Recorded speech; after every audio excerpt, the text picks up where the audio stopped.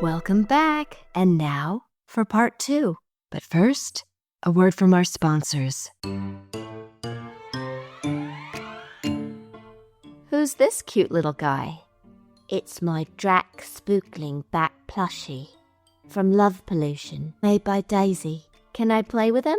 No, Drac is still very shy and only likes me to cuddle him. Perhaps when he gets a little older, if you do some really good minioning. I'll be gentle and careful. Dear simple minion, I must say no. You are not versed in the ways of Love Pollution bats. Well, I really want one. Look at how well made it is. Every single item is handmade from the best quality materials. They're like special memories. Daisy has an array of other special products too. I'm looking on the site and there are so many cool products. Drew, they have one here called Spooky Doo Bat. Oh, and this one, Halloween Spookling Bat. Oh, I want to get this, and this, and this, and this, and this, and this. Come, Dracky Bat. Our work here is done. Let me introduce you to Miss Edith. The website is lovepollution.com. Our listeners get 10% off with the code REVAMP10. All caps, no dashes, no spaces. REVAMP 10.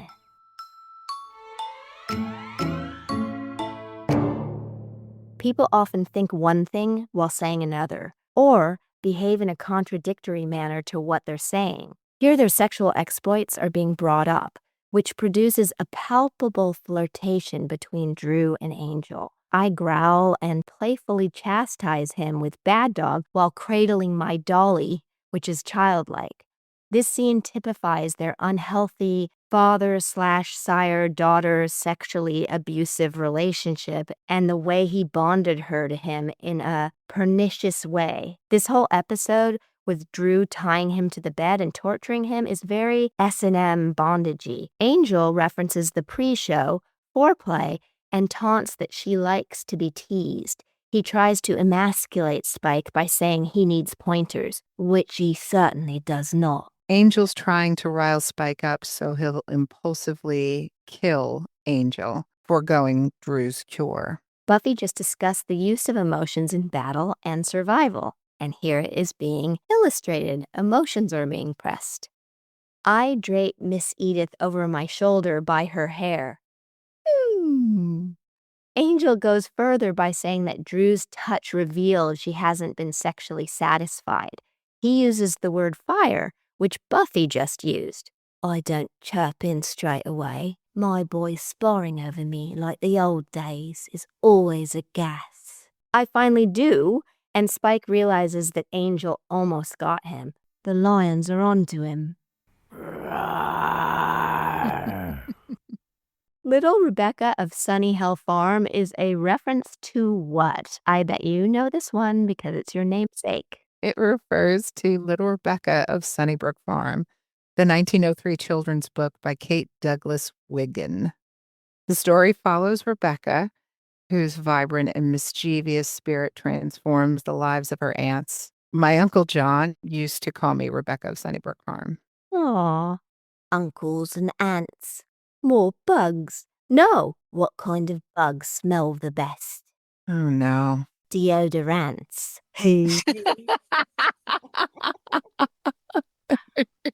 What's the biggest ant in the world? What? Elephant.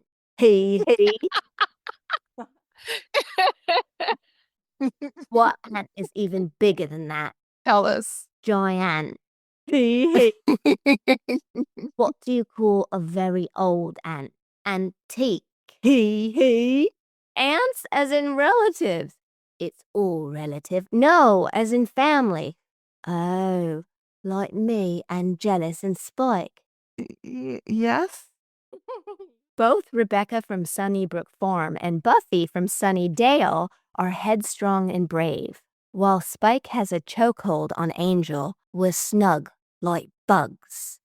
By the way, A kissing bug is actually a blood-sucking insect that can bite humans and other animals, often on the face at night, and they can be fatal. It's actually pretty gross. Even though they share some vamp traits, I have to concur.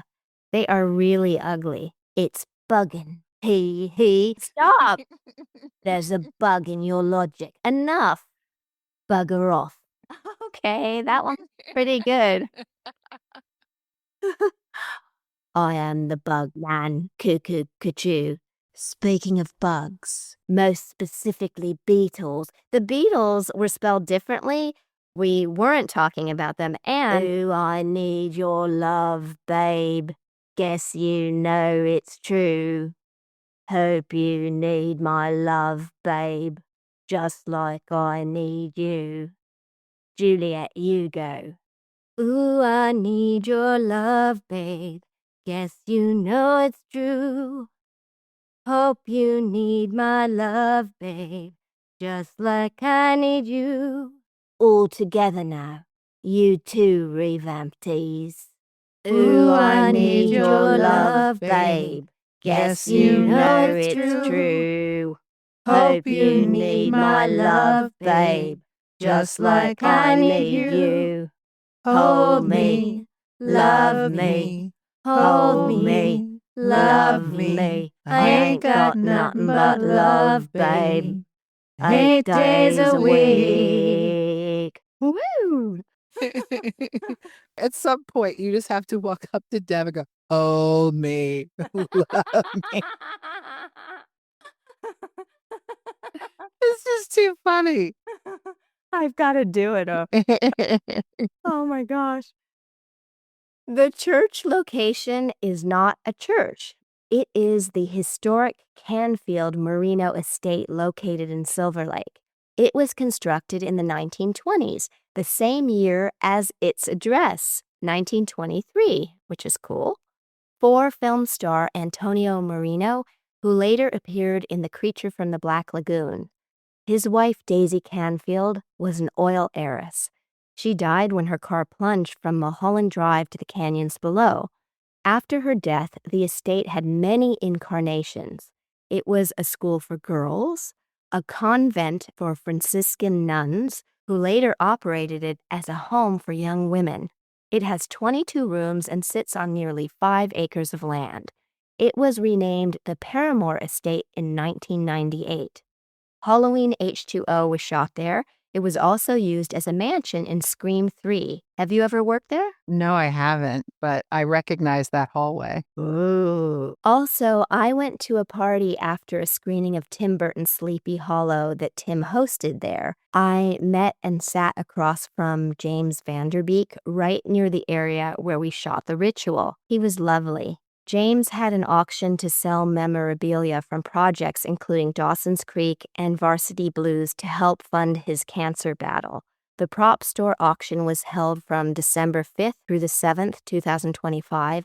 The proceeds went directly to him to help cover his medical costs. We are recording this before I've seen further information online, so you can look up online how to still donate or if there are further auctions set up to support.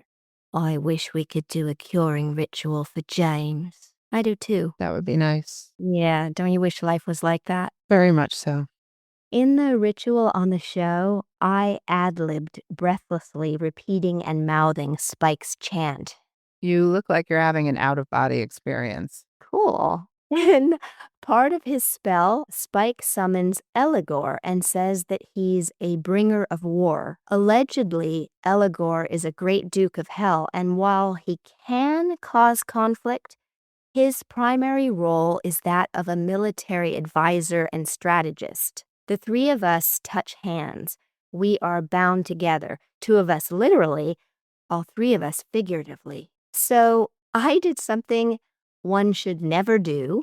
I decided it would be cool to melt into a backbend when the ritual starts to take effect. It does look romantic, almost like a painting against the stained glass. Oh, wait a minute. Do you know when stained glass was originated? The first stained glass windows emerged with the wealthy Romans in the 1st century AD. Yes. Ding, ding, ding, ding, ding, ding, ding. I think that we were at this location for a few days.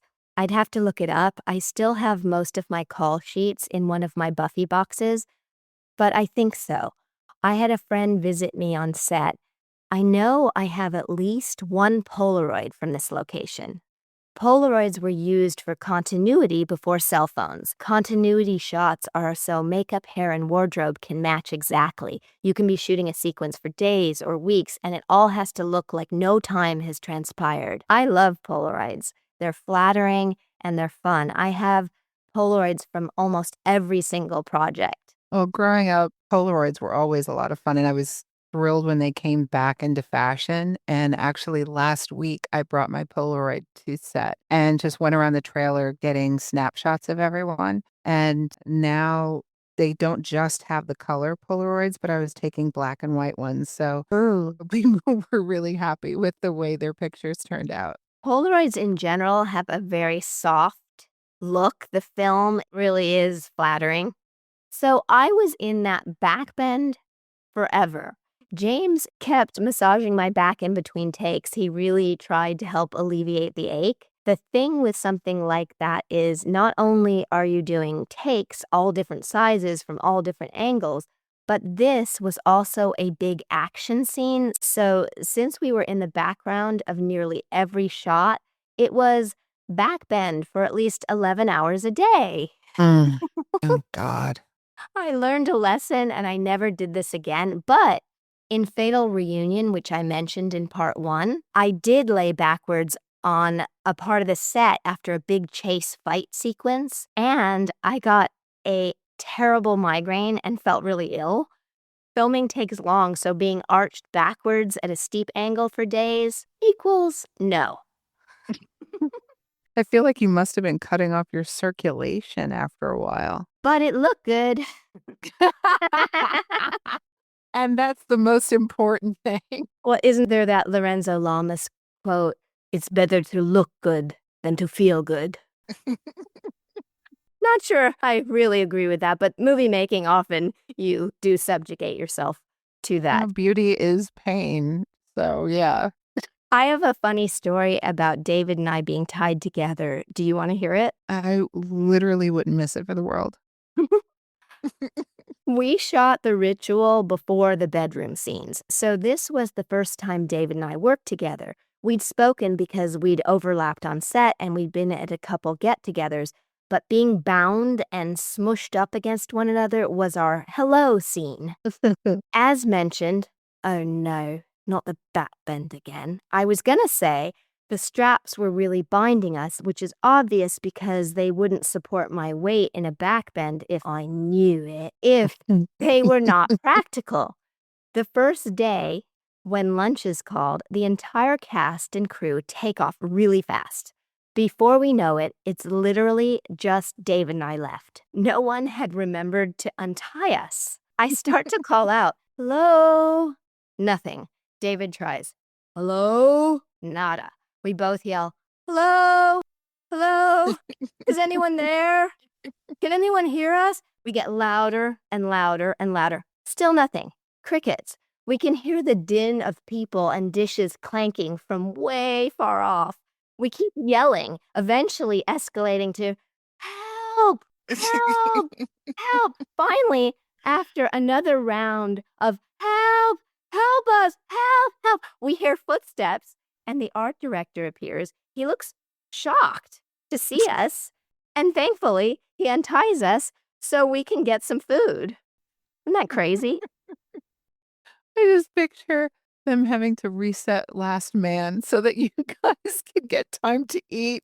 Yeah. I think the whole crew might have actually been happy you were stuck on set then. Yes, because you usually get a half hour for lunch, and this way they got longer. But we couldn't believe it, and we just kept getting louder and louder and louder, and we thought, "Oh my gosh, we're probably gonna just have to wait till they come back from lunch." But luckily, we were rescued. By the way, Spike uses the word "it bugs me too" when talking to Buzzy about Angel. Don't even start that bug. Where do bugs get off the train? At infestation. He. What do you call a bug that hesitates before biting something? Go on. Guess. I don't know. What?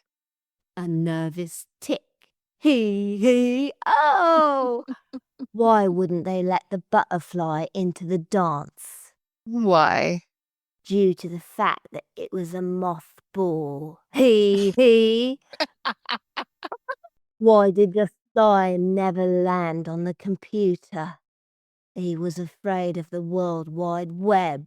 Let's move on to One more. Gorgeous, please. You mean pretty, please? Yeah, all right. 1. What's funny and makes dogs itch?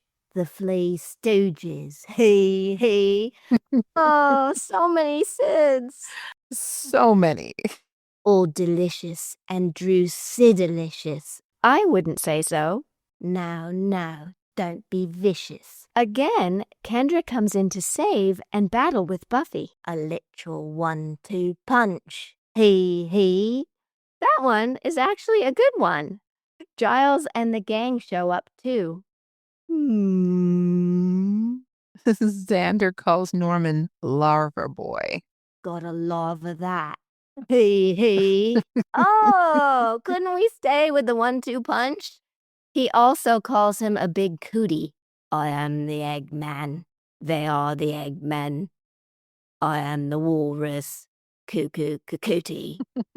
This is the first time Drusilla is in the black and purple dress. Cynthia Bergstrom showed me the sketches for it. She had it built over the course of a number of fittings. This is the costume that David Baker replicated beautifully when he placed in our cosplay contest. Lillian Causey won for the white Empire dress. Jessica Lanero dazzled in the red outfit, and Carrie Summers always dazzles too in the red number. What's my Lanero? Cute! The Slayers do a cool across-the-back roll. They are working so well in tandem. So much back acting. Best performance by a back goes to me, I hope. Remember, all throughout, including each angle of every stunt for a long time, it's me in a back bend. Always with the back bend. You're driving me round the bend. I think that happened a long time ago, Drew. Cordy and Xander glue the worms. Glowworms? No, not shine, little glowworm, glimmer, glimmer, shine, little glowworm, glimmer, glimmer, lead us lest too far we wander, love's sweet voice is calling yonder. All together now, listeners, join in. Shine, little glowworm, glimmer, glimmer, shine, little glowworm, glimmer, glimmer, lead us lest too far we wander, love's sweet voice is calling yonder. In the midst of the transfer of energy towards the end of the ritual, Buffy starts to untie us. I weakly call Spike. It's a nice touch when Willow dusts Giles off after the vamp kill. I don't see what's nice about it at all. When Spike lights the fire, there's a nice visual divide. Buffy and Angel on one side, everyone else on the other. Danger divides them, literally. Spike picks me up. We up. That's not good English. But it's apropos. Go on, say it. You know you want to. I'm still in a back bend, this time in a classic being carried pose. Buffy whines and throws the chalice like a mace. It reminds me of Kill Bill. You know that sequence in Kill Bill? Oh, yeah, in Tokyo. Yep. The organ collapses on us. Ouchie.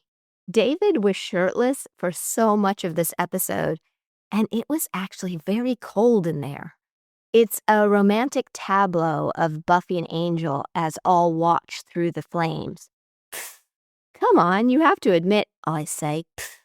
Kendra helps Buffy get him out. Drew, can you say it? Spoiler alert. There's been something interesting in What's My Line Part 1 and 2. Buffy and Angel are getting closer. Their relationship is getting more intimate.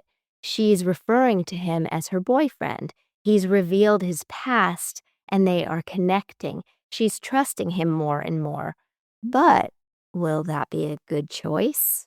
In the scene where Angel asks her on their first date, she looks in the mirror and he isn't there. That's because he's a vampire, but it metaphorically also shows us that he may not be able to be there. But this'll come up later. Can't wait. You would say that. Oz gets animal crackers from the vending machine. I wish they had those with blood bags. If you notice the vending machine that Oz is reaching into, most of the snacks are actually upside down.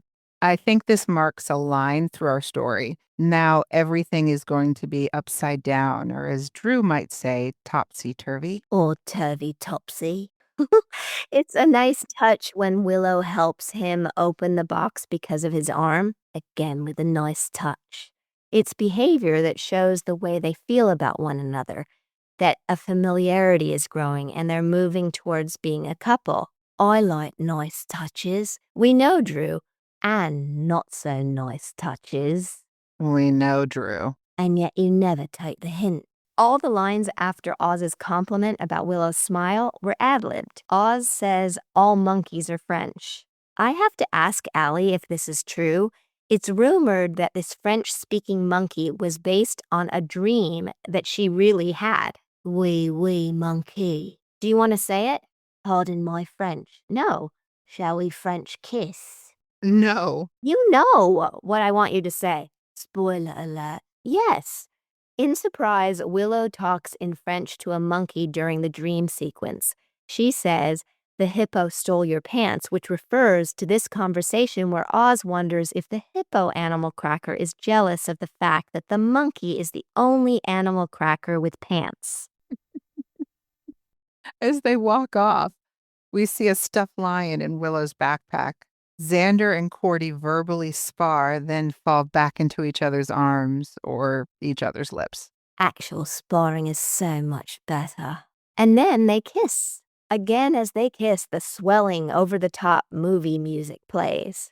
Buffy tells Kendra to avoid movies on a plane with a dog or Chevy Chase. She could mean both. Chevy is in what? Oh, Heavenly Dog. And also there's a pooch in what other film of his? National Lampoon's Vacation. Sarah also has an uncredited role in the 1988 film Funny Farm, which starred Chase. Kendra tells Buffy being the Slayer is not a job. It's who she is. We keep coming back to this theme, people who do the job and people who are the job. And you and I both are the job. Very true. You too, Drusilla. When Kendra's car drives away, you can tell that Buffy feels sad. The next cut from the bright school exterior is to the dark interior debris of the church. And you, I, we, without monkey, we pick up Spike. This vamp face on me is different. It's a different prosthetic than my original. You can see it. If you look at the scene in School Hard where I go in for the bite on Sheila, there it's the feline, otherworldly, prettier piece, which was designed specially for me. This one is a general vamp piece.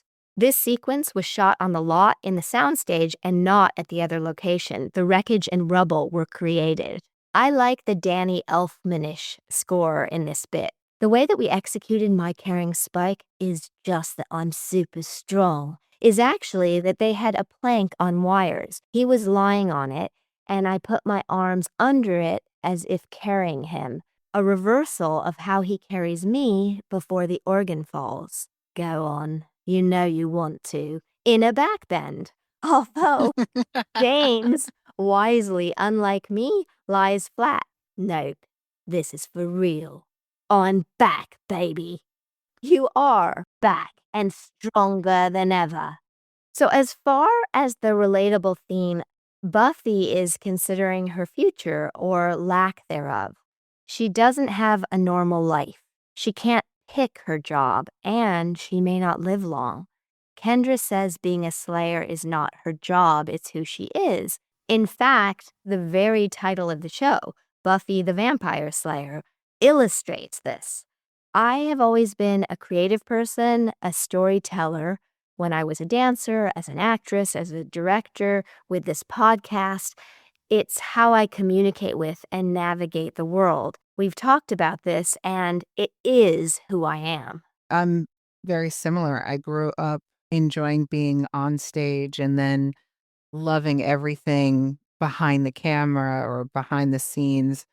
And when I leave work, when I get home, there's still that curiosity, that need to research, that need to create something. And I joke and say that when I can't sleep, I Pinterest and I have boards for makeup, for wardrobe, for hairstyles, and everything beyond, but it all intersects with each other. I love that. I do the same thing for every shoot, for every character, a lookbook. It's basically what you're talking about with your Pinterest board. And they're so helpful. Those visual cues. I would have a folder of the images that I pulled for Drew. And I do that with every role. And just even looking at them immediately, it puts me into the character. What is the line of dialogue from this episode that you would get as a tattoo? It's either when Willie says, art photographs, but naked. or when Drew says, You've been a very bad daddy. Good Sire. I have a few. When Buffy says, What? So he's a real guy? Is it non-fictional? when Willie asks Spike what he's going to do with Angel, and Spike says, I'm thinking maybe dinner and a movie. I don't want to rush into anything. I've been hurt, in the library, when Buffy says, You can attack me, you can send assassins after me, that's fine. But nobody messes with my boyfriend. My personal fave is Bad dog. I may just have to go with that one too.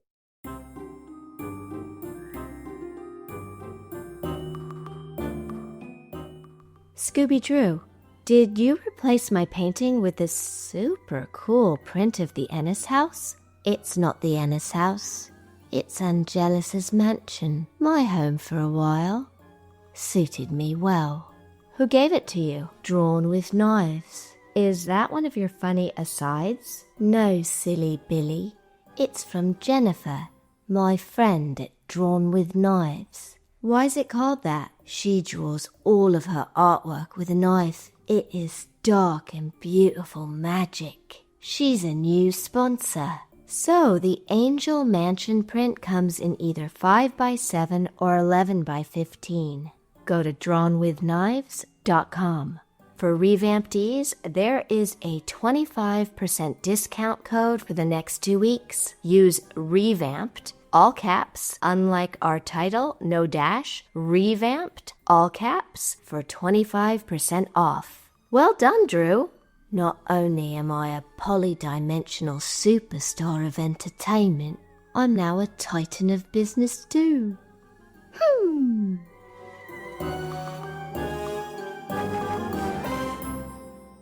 Let's get ready to Buffy!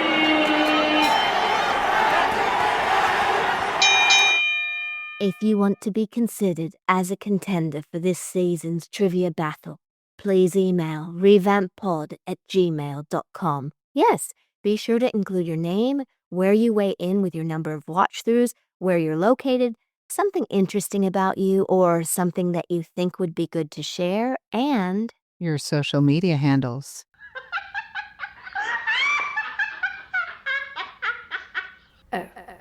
Enough of something extremely different. Different.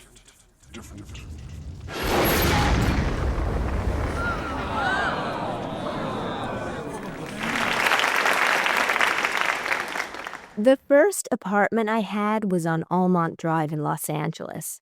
It's a gorgeous deco building designed by Paul Williams, one of the first African-American architects. He designed homes of numerous celebrities such as Frank Sinatra, Lucille Ball and Desi Arnaz, Lon Chaney, Tyrone Powell, Danny Thomas, and Barbara Stanwyck. He also designed many commercial, institutional, and civic buildings. Known as an outstanding draftsman, he perfected the skill of sketching upside down. This skill was developed because in the 1920s, many of his white clients felt uncomfortable sitting directly next to a black man. He learned to sketch upside down so that he could sit across the desk from his clients who would see his sketches right side up. The building on Almont is shaped like a ship and has these beautiful rounded walls.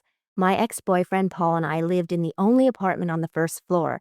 Just off the lobby, there were 3 steps up to our door. All the doors were pristinely painted red. The owner and manager was named Steve.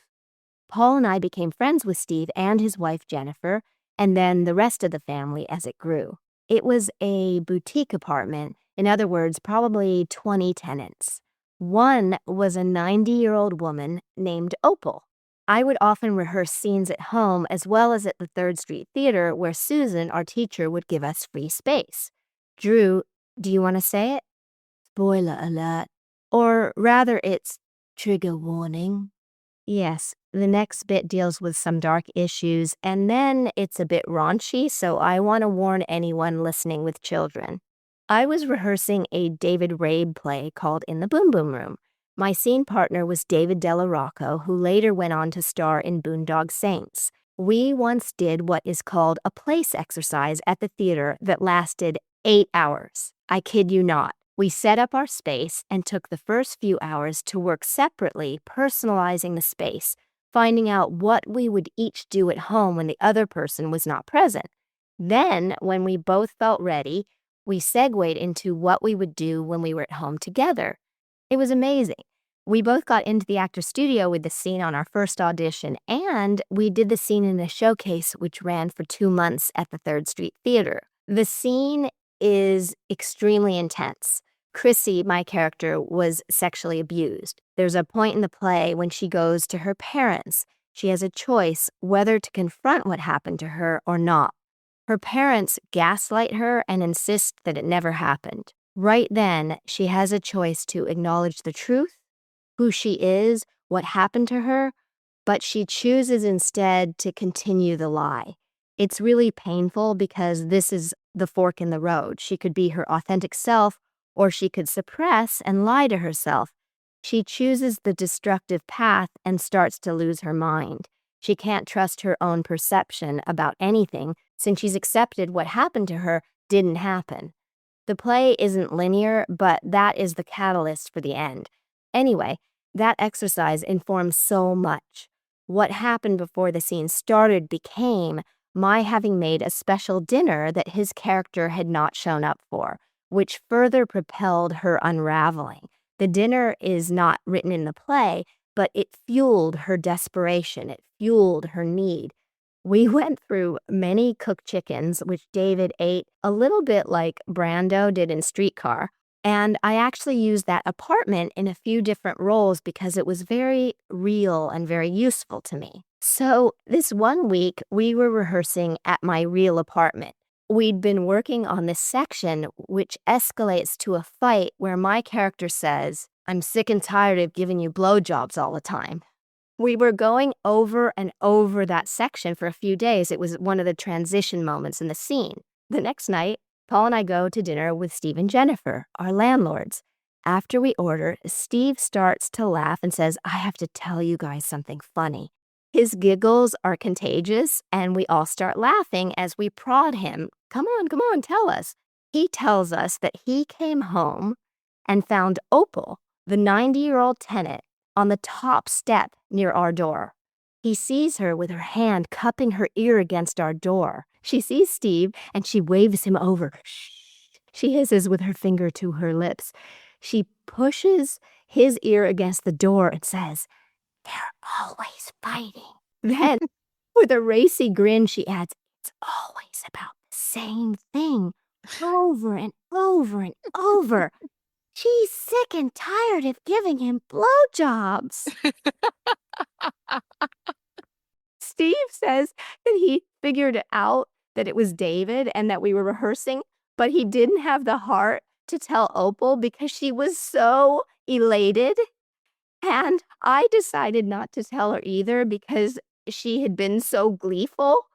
Although I did feel embarrassed whenever I saw her, since that was not a genuine topic of domestic dispute.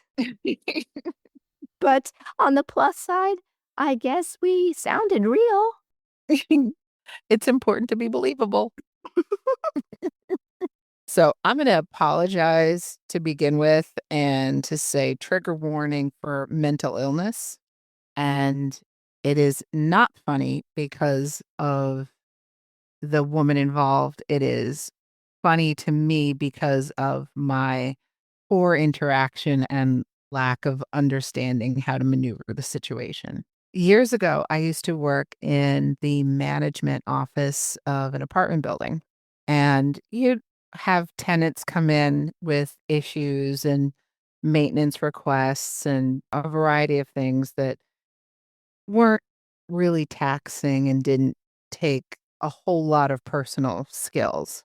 But there was a woman who was very nice, but sometimes she would have episodes. This was one of them. So she came into the office and she told us that somebody was breaking into her apartment. So I asked her, did she go to the police? No, she hadn't. Was anything taken? Nothing was exactly taken, but there had been vegetable oil on her counter and now there was olive oil. So I tried to ease the moment and say, well, at least you got an upgrade. That didn't go over well. The next time she came in, she told us that she had added more locks to the inside of her apartment. I said, well, if that makes you feel more comfortable, then that's a good thing. A few weeks go by, she comes into the office again and she said, I want to report that somebody's breaking into my apartment. And I'm thinking, okay, we'll see what it is this time. She said that somebody had been changing her coffee to a nicer brand of coffee. My gosh. I decided not to crack a joke this time and just write it down. And she said, plus, my cat's been acting really funny. I said, oh, well, okay. Well, as long as everything is otherwise okay, we'll just keep an eye out in case we see anybody around the apartment. A couple days go by, she comes in again. And at this point, I'm just preparing myself to find out what groceries have switched this time. But she says that her cat had been walking funny, so she decided to put up cameras inside the apartment and caught somebody interfering with her cat.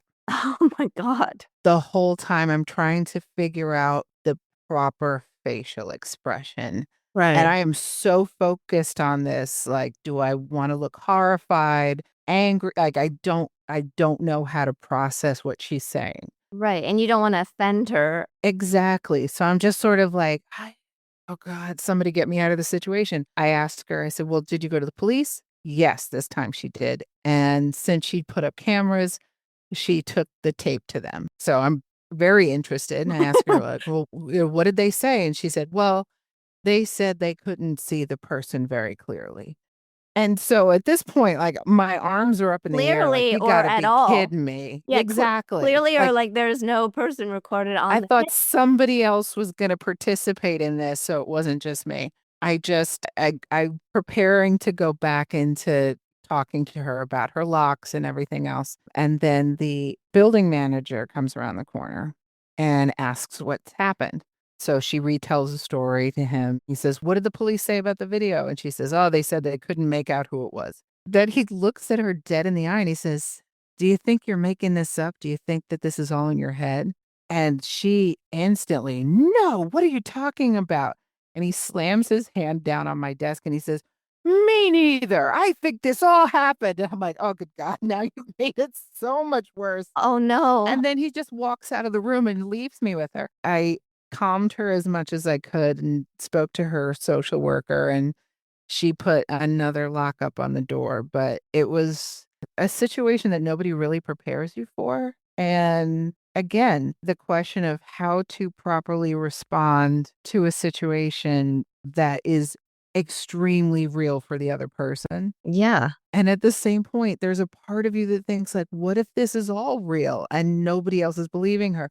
So you're just managing blindly through this. And that was the last issue that she had. Everything kind of calmed down after that. She never came back again and said anything else like that. Nothing even remotely like that.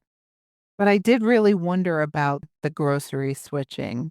Grocery switching, cat interference. Yeah. Like somebody who burgles your place only to replace some of your groceries with better ones. I wish I had somebody like that coming into my kitchen. As long as they leave your pets alone.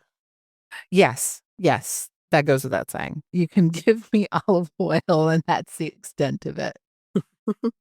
Oh my gosh. It sounds stressful. It gave me a lot of stories, that job. Interview with the vampire. This evening's vampire question. Yes, mister. Often in vampire lore, when you're turned, you gain some wisdom from your maker, and then each person that you feed on. Would you want to know someone's life story and secrets or not? Oh, I would definitely want to learn from my maker, a mentor type situation, but I don't think I would want to learn about each person I fed on. I think that would get overwhelming. I'm an empath as it is, and people tend to tell me a lot as it is. I think more info may be too much. So you like to emulate me? Well, I don't absorb stories and secrets from my meals. true. What about you, Sire Rebecca? I think I'm right there with you. I think occasionally it might be nice to learn a secret or two, but for the most part, I think getting inside someone's head like that, it would be too much and it would be really off-putting as far as, Dining? listening into somebody else's conversation while you're eating. Yes. Just, I wouldn't want to know where they grew up and what they did in 3rd grade, and I wouldn't want to know that much information. Although you guys sometimes on your food it says the locale, so that's not that different. Well, it's a little bit different, Drew. Yeah. Yeah. Not so specific. Exactly. Revamptees, please correspond with me on our Patreon page, Revamped with Juliet Landau, Twitter @Juliet Landau, on Instagram @Juliet_Landau, and on the Fans of Juliet Landau Facebook group or Juliet Landau official Facebook page. Patreon peeps to be read in the credits: Dave Hall, Fonnie June Kendall, Daniel Harbour, Louise Brennan, Brandon Key, Cameron Burton, Donnie Ruskin, Madeline Pruitt, Marion Stevenson, Antonio H. Gutierrez, and Bobby Pelham. It makes all the difference because we cannot keep making the show without you. Thank you. Thank you so much. Until we meet again. Yes. See you next time when we do it again. Do it again. Until then, rewatch, revamp, reinvent, and be remarkable you.